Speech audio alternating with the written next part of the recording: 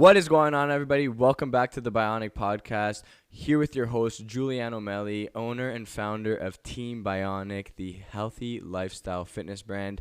Welcome back to another episode, everybody. I hope you're all doing well. I want to welcome all my listeners on YouTube, Apple Podcasts, Spotify, and any other podcast platform that you may be listening on. Today, I have a very, very awesome episode for everybody. I want it to be educational, and this is going to be my first episode by myself. So I want it to be awesome, but the thing is, I want it to be real. I want this podcast to be a podcast where, I can share my stories. I can tell my audience, things that have helped change my life, and hopefully it has an impact on other people's lives. So the main thing that I wanted to talk to everybody about today is body dysmorphia. Okay. I want to have a positive influence on people. That's why I created this podcast. This podcast is not for me to, talk about bullshit. Let's be real here, guys. And especially now that I'm going to be by myself talking, for some of the episodes, I will still be having guests on. But when it's topic related, you guys are going to hear my thoughts. You're going to hear my opinions. You're going to hear my passions. You're going to hear in my voice what gets me going, what gets me angry through the next couple topics. But I want them to be educational. I want them to be purposeful and impactful for people's lives. And this one today is going to be about a really big topic that has affected me and a lot of people in this world, which is body dysmorphia. So I have the definition here. I wanted to read it out to everybody quickly before we start. What is body dysmorphia? Well, BDD is a body dysmorphic disorder, or body dysmorphia is a mental health condition where a person spends a lot of time worrying about flaws in their appearance. These flaws are often unnoticeable to others. People of any age can have BDD, but it's most common in teenagers and young adults. So because I'm only 23 years old, I'm in the young adult stage. I have been a teenager. I have bodybuilded as a teenager. So I wanted to share my experience with body dysmorphia.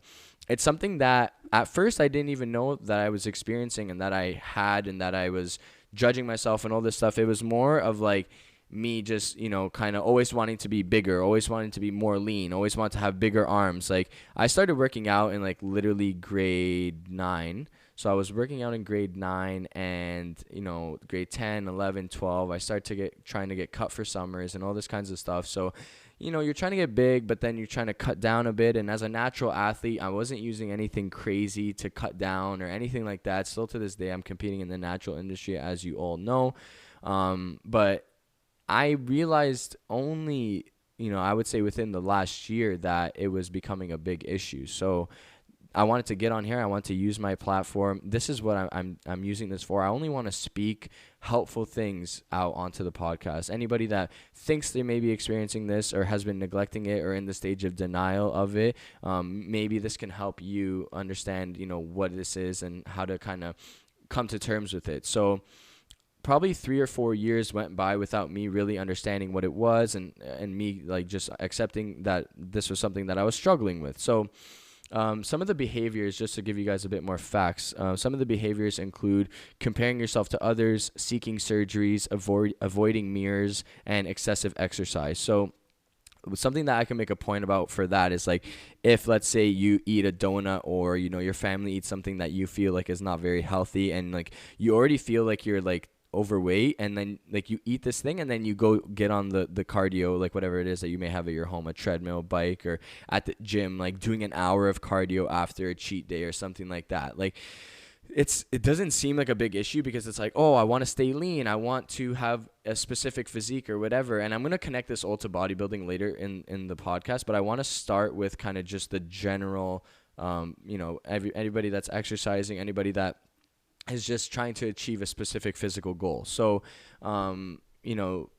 eating something and then going to do cardio right after is like a very, very obvious thing for body dysmorphia. So, just to give you guys a little bit of my journey, I started competing at 19 years old. I competed at 19 and 20 years old. I was very young, very naive, to be completely honest with you. I had a horrible coach. I'm going to be completely honest about that.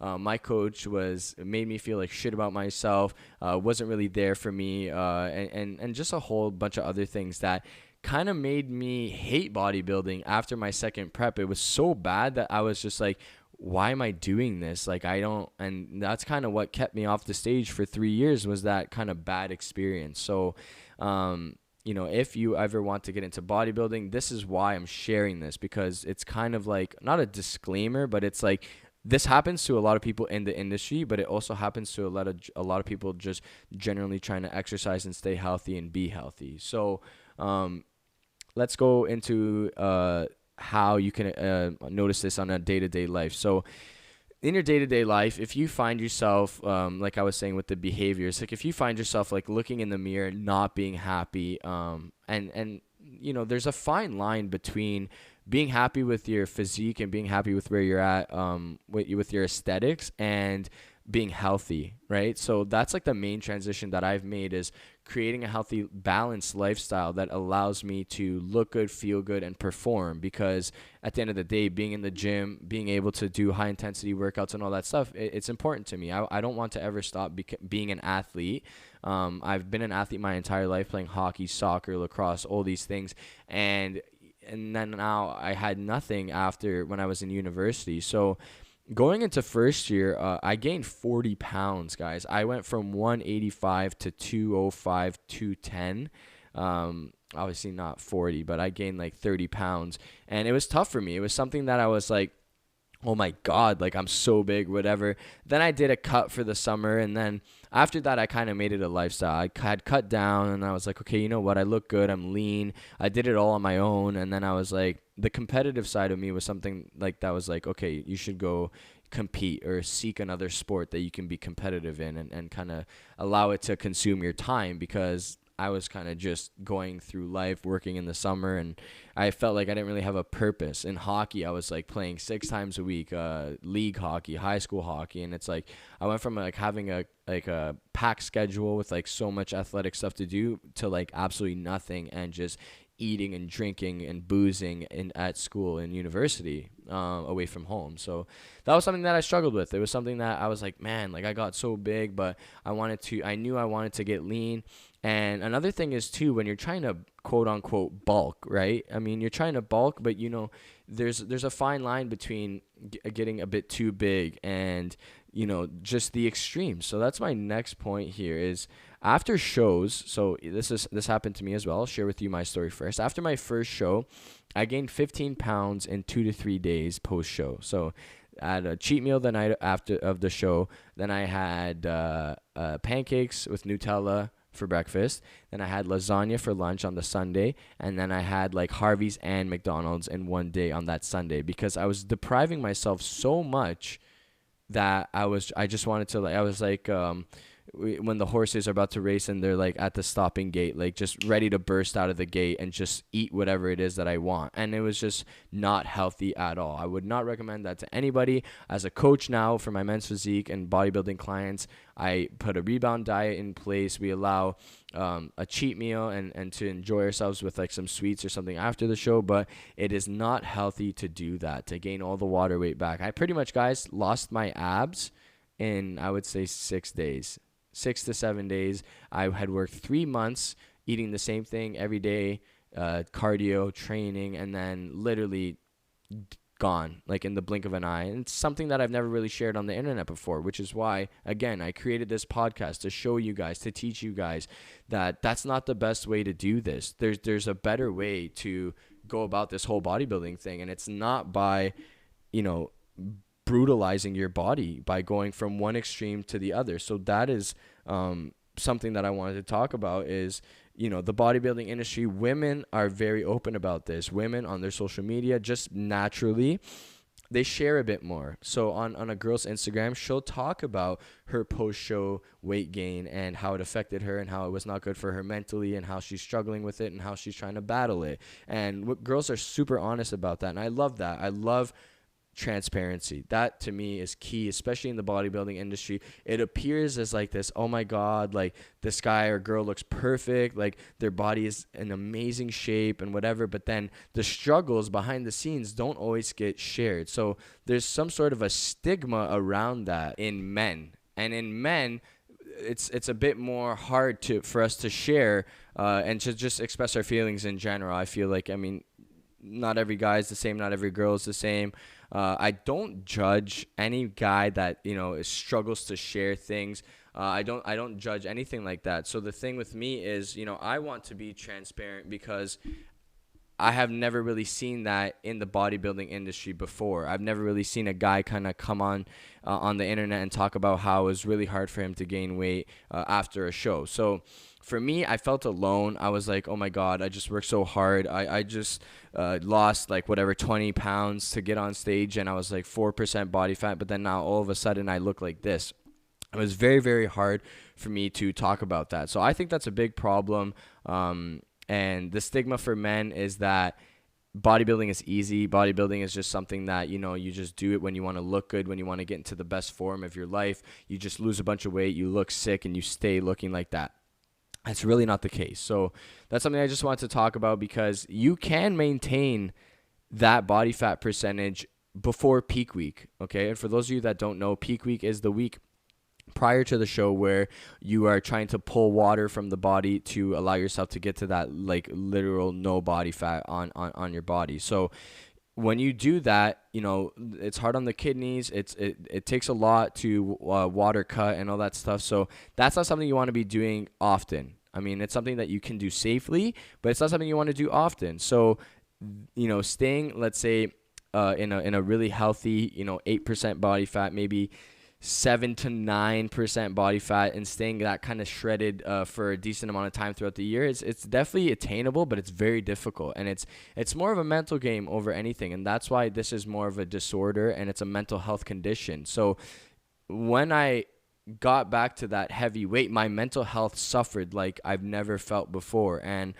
the only way I thought I could fix it was by going back on stage. And that was probably the worst thing I could have done, because that second time was even worse around. My coach put me on keto for 6 weeks, and it was not keto like bacon and eggs and that kind of stuff. It was keto like spinach, chicken, and coconut oil 3 times a day, and protein powder, and that's it, and maybe a scoop of peanut butter. Like literal one of the worst diets I've ever done in my life. Made me feel like garbage. I was sluggish, I was pale, I was skinny, my muscles weren't full, and it really ruined me. And I'm coming on here to share transparency with you guys. Like, that second show ruined me. None of you have seen any pictures from that show. I didn't look good. I never posted anything. I was ashamed of my body. I was like, I just did all this fucking work straight up to have nothing come out of it. I qualified for nationals. I came 4th out of my class of 5 people, and I thought that was like the thing that I wanted to do. I was like, oh yeah, you want to qualify for nationals, bro. That's what you want to do. And I was like, fuck that. At the end of the day, only a long time after, guys. That's what I mean. Like, it's been 3 years since I've been on stage, and it's because of this battle against my body dysmorphia. I was always like, I need to be bigger. I need to beat the guys that are 26, 27, 28 years old at 21. Like, come on. You can't make up 7 years of weightlifting in anything that you do. Like, you just can't. Those guys were just bigger than me. Their muscles were more mature. I feel like I still haven't really reached that man form where I'm like an actual man. I'm still kind of have a decently small frame. Like, I'm not saying I'm small, but I'm saying, I don't have that like man density yet. So I was like, man, like, I'm not going back to the stage until I'm 26 years old. I don't want to go anywhere near there because I know I'm going to suck at it, right? So that was me saying, like, you're not good enough. Your body's not good enough, bro. You shouldn't even be stepping on stage until you achieve X frame or whatever it is that in my head was the goal. And realistically, bodybuilding has to be fun. Why do you play other sports? You play other sports because they're fun. I've been playing pond hockey with my buddies. It's fun. That's something that's fun to do. Playing soccer at the park, or even playing in a little league, ball hockey, regular hockey, soccer, basketball, football, whatever gets you going. That's fun. Being with your friends, competing, having a certain level of competitiveness in the sport, even though it might be beer league or whatever it may be, it's fun at the end of the day. And to me, the bodybuilding wasn't fun anymore. I wasn't enjoying myself. I was putting way too much pressure on myself. It became more of like a day job that sucked. So I was like, you know what? Fuck this. I don't want to go back to the stage anymore. But it was technically because of my body fat percentage and my size and all these different things. So didn't feel good to feel like that for years and years and years, which is, again, why I'm making this podcast. I want to explain to you all that it's not something that just disappears like that. It's not something that is just gone now from my life forever. I still struggle with this on a day-to-day basis, but I want to talk about how I am now able to go back into bodybuilding and back into this lifestyle where I am restricting myself. I'm eating 6 meals a day and they are clean and they're balanced. I am now coaching myself. For those of you that don't know, I'm not with that fucker anymore. I will expose him one day. Today's not the day. I'm gonna just keep things, nice and clean. I don't want any beef in this industry, okay? I'm going to come on here and speak real shit, guys. One of my next podcast episodes is going to be me talking about fake naturals in the natural industry. So a lot of guys that are fake natties, fake natties is what we call them in the industry, are going to be watching my shit. I'm not going to expose you guys. I'm not going to expose these fake fucking natties that I know, literally, I have sources, confirmed sources, that these guys are fucking taking steroids and then going to compete on the same stage as guys that I've coached that are younger 18, 19-year-olds that haven't taken one fucking thing in their life and they feel really good about winning. So that's another episode coming for you guys. I'm going to be explaining my thoughts on that. But even with the coach, I don't want to expose anybody. I don't want to get anybody, get their name and shit or whatever. I'm just telling you straight up my experiences and that it was real. It was real that I had a fucking horrible coach. So for myself, it's the extreme of bodybuilding that makes that kind of stuff hard. It's like you go from being the most shredded you've ever been in your life to like losing your abs to then becoming fucking fat in like literally 2 weeks. It's like crazy. And I think that how fast your body changes during that time, your mind cannot even prepare for that. Like literally, I was not ready to be like for 4 weeks just looking at myself like ripped, like 6-pack, veins in my obliques, veins in my back, veins in everywhere part of my body, and I'm just like to then just going back to being like a fluff ball. And I was like, damn, like I fucking missed that or whatever. You think you miss it, you don't know if you miss it, like, but at the end of the day, I knew that it wasn't a good feeling. That's what I knew at the end of the day. I knew at the end of the day I didn't feel good. And life and all of this fitness and health industry and the bullshit and the influencers and half the people you see online, number one, are on steroids. So don't fucking ever compare yourself to any of these fitness influencers online. You need to compare yourself to someone that you want to be like, but then understand that you're never going to be like somebody else because you're your own person. And that's huge. You can't compare yourself to other people, even if you do. Like, let's say, for example, I want to compare myself to Arnold Schwarzenegger. So Arnold, 6-time Mr. Olympia or 7-time Mr. Olympia, was on so many steroids, had like the biggest chest in the game. That's why they called him the Oak. And I'm going to go and be like, oh man, like, compare myself to Arnold. What?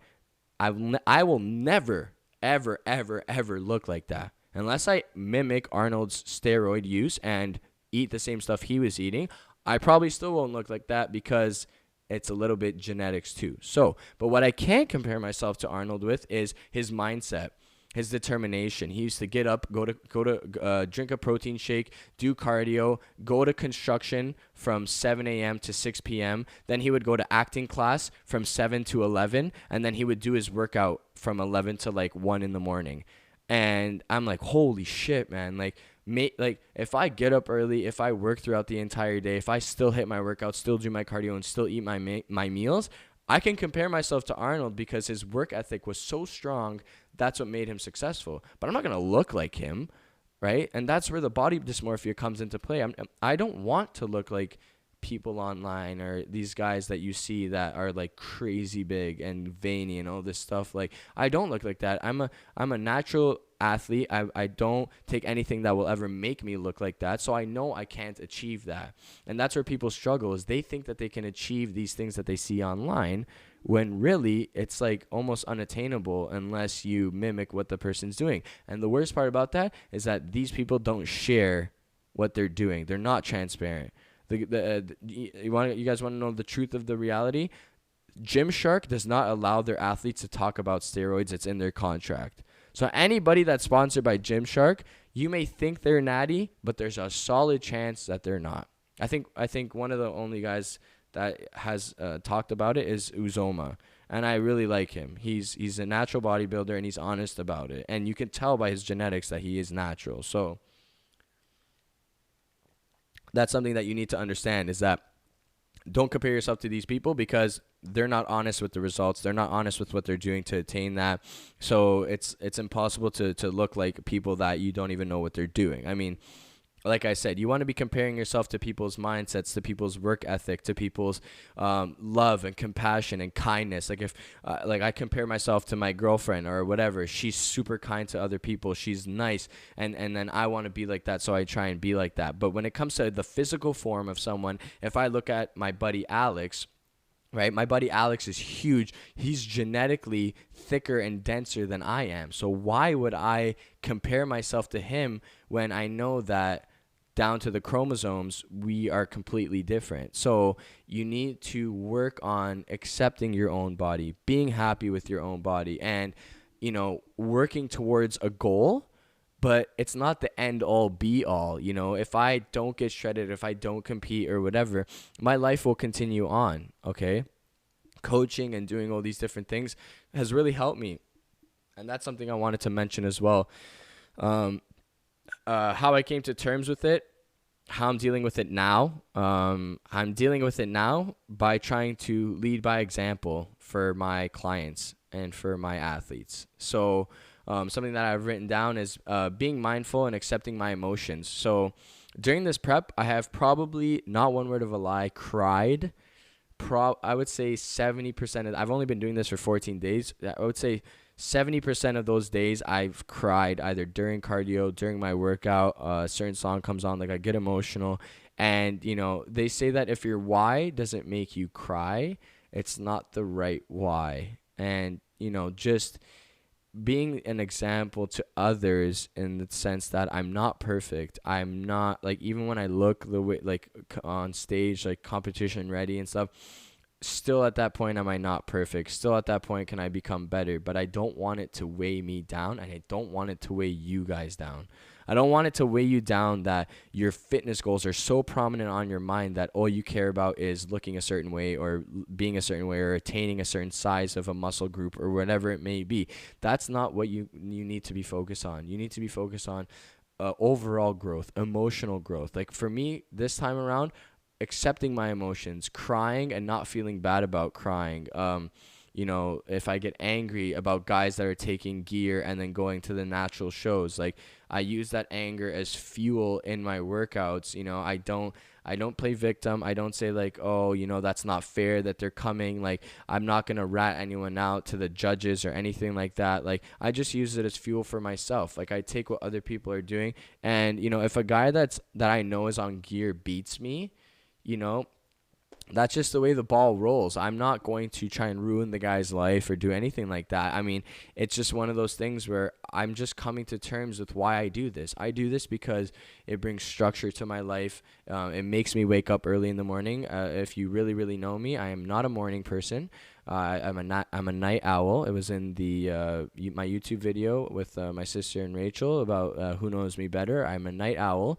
I don't like to wake up early in the morning, but when I'm bodybuilding, I get up. I do my fasted cardio on the bike. I put the bike deliberately next to my bed. I had it in the gym. I had it in the Bionic gym, and I brought it up to my room because I was like, I'm going to get up, I'm going to do fasted cardio, I'm going to take a cold shower to wake me up, which I also don't like doing, and I'm doing anyways, to bring my body temperature back down, and then I'm going to go throughout my day. I'm doing this because it makes my life better. Bodybuilding improves the person that I am in terms of productivity, in terms of a schedule, in terms of routine, in terms of getting my nutrients. Like when I was not dieting, I would be eating, takeout food, burgers, this and that, and all this pasta. I'm Italian, so it's like heavy on the carbs and the pasta and the bread, and it's like I wasn't always getting my recommended daily vegetables in for the day. So now that I'm bodybuilding, I'm eating like 3 to 4 to 5 cups of vegetables a day. I'm eating vegetables with every single meal, and I take a greens drink in the morning. Like my micronutrients are the best they've ever been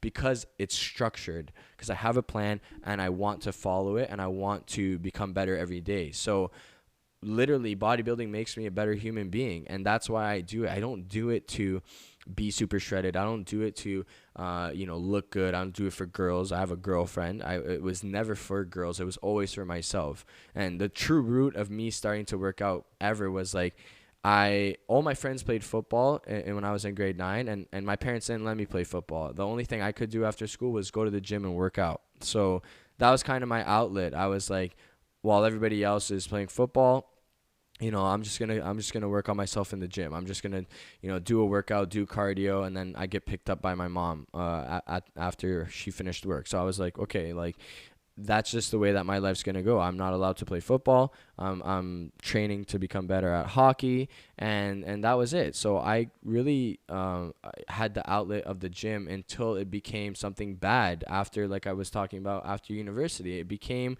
something where I was judging myself too much, and I was like, you know what, Jules, you're not good enough. You know what, Jules, you're too fat. You're too skinny. You don't have enough muscle. This muscle's too big for this muscle. It makes you look small. You can't even fill out a large shirt. What's wrong with you? You're 22 years old, whatever, 21 years old. You can't fill out a large shirt. And I was just starting to place all these expectations and judgment on myself that should never have been there. And, I wanted to go back to this because I love it. I'm not here eating 6 meals a day, working out 2 hours a day, doing cardio in the morning because I want to become shredded and be 4% body fat and look good anymore. It's because I love this. I truly, truly love doing this. And that's what I want to share with you all is that when you see my Instagram and you see my body fat percentage and you see all this stuff and you look at me and you're like, oh man, this fucking douchebag, whatever, like he's showing his abs or whatever the fuck, it's not for the reason you think it is, okay? It's a wholesome reason. I am here because I love this. I love to train in the gym, and I just love to become a little bit better than the day before Jules. Like, if I can each day get a little bit better, I know that in a year, 2 years, 3 years, 4 years, 10 years, even in my life with my girlfriend and all these things, if I can strive to become a better human being every single day, it's going to be beneficial. It's not going to be bad, which is what the body dysmorphia was taking over my life. It was, making me be hard on myself. And I would say ever since I came back from Italy in the 2019 summer, it was a downward spiral from there. I was eating whatever I want, never restricting myself, never, taking into consideration being overweight, becoming overweight. So I wanted to explain and share my experience and my story because I want other people to look at bodybuilding in the same light that I look at it as. It's an opportunity to become the best version of yourself. It's an opportunity to get better every day. But at the end of the day, guys, the body dysmorphia is still here. It's not something that you just defeat and it just disappears forever. Like, it's something that will stick with me forever. It has given me insights on life, and it has taught me a lot, but I still struggle with it. So this year I am coaching myself, so I'm giving myself a little bit more freedom, not in the sense that it will impact my results, but in the sense that it is going to mentally make the process and the journey more enjoyable for myself versus having a coach that's extremely strict and making you feel like garbage. And speaking of coach, I want to talk about how my clients, and if any of you are listening to this right now, my clients are a massive reason why I have had the growth with my body dysmorphia that I've had, because it is impossible to promote a healthy lifestyle in terms of balance, and allowing yourself to enjoy desserts, allowing yourself to enjoy a cheat meal here and there, and eating with your family on a birthday or a big event, Christmas, Thanksgiving, Easter, all these things that we face just as human beings, being in society. It's hard, and it's hard to create a healthy, balanced lifestyle in the Western world. I think, to be completely honest, I think that in other parts of the world, they're a lot more lenient. They're a lot less judgmental. There's a lot less of a stigma around your body.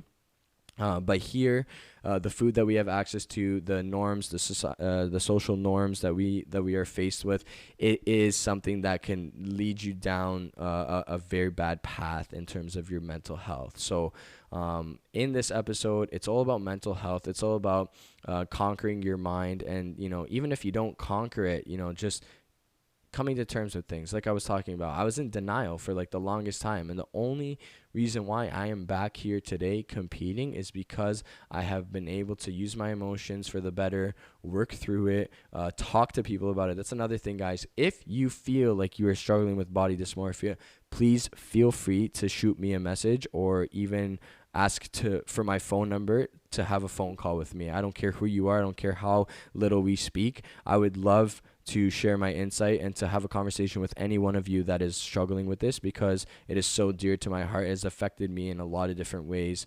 It's affected my sleep at night. It's affected my relationship. It has affected so many different things. And, you know, I have a girlfriend that no matter how fat I get, no matter how skinny I get, no matter what I choose to do, sport, whatever, jiu-jitsu, bodybuilding, she's always supporting me, and I still have body dysmorphia. So it's not something that like, oh, if you have this, it just doesn't happen. It's not like that. It can happen to anyone. It happens to a lot of us, especially in the bodybuilding and fitness industry. And that's why I wanted to come on here and talk about it for the first solo episode of the Bionic podcast.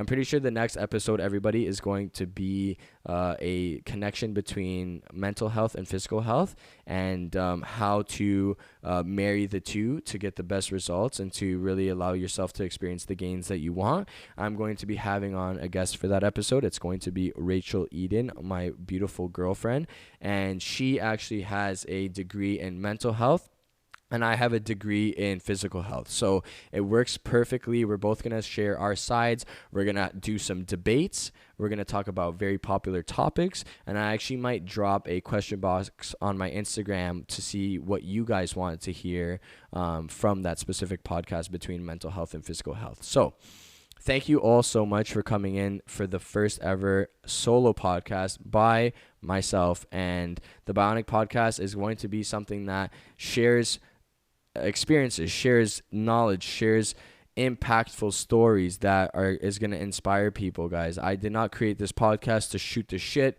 and to talk to my buddies and whatever the fuck. If I bring on a friend here, it's going to be because they have something to share. If I bring on a family member, all of the family members that you just witnessed, the only reason why these people are here is because they have something to share that I feel like can have a positive impact on my audience. So if you guys feel like you have anything awesome to share with me, I'm also going to be expanding into doing Zoom podcasts where I'm going to just have on someone virtually, as COVID-19 has extended longer than we've all expected.